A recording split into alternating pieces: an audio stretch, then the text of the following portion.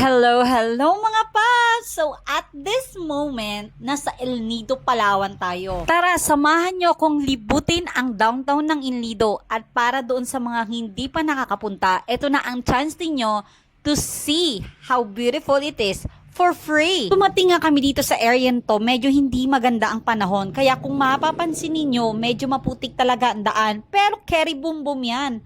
Tara, libutin natin ang El Nido, Palawan. Pero bago nating umpisahan, let's check it out. Kasi medyo nagugutom na ako. Check natin kung magkano ang presyo ng mga pagkain dito. Hindi, pala Mami, ano? Doon, tingnan mo doon, may burger ata doon. Hanap na tayo ng makakainan. Siguro parang burger lang. Okay, sige. Come on. Let's go. Come on. Ito, burger. How much? Smash burger.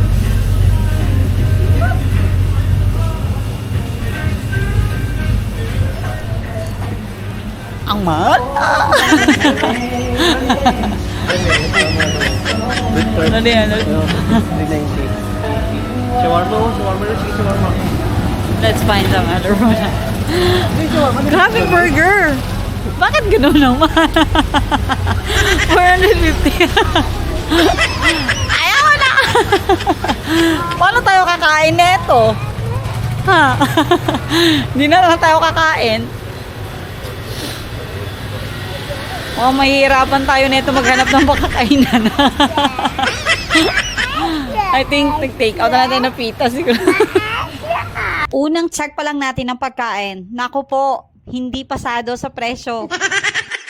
Nga talaga, pag pumunta ka sa area na to, meron ka talagang budget for this. Pero kasi kung, kung budget-wise ka and nagtitipid ka, wag ka na lang pumunta.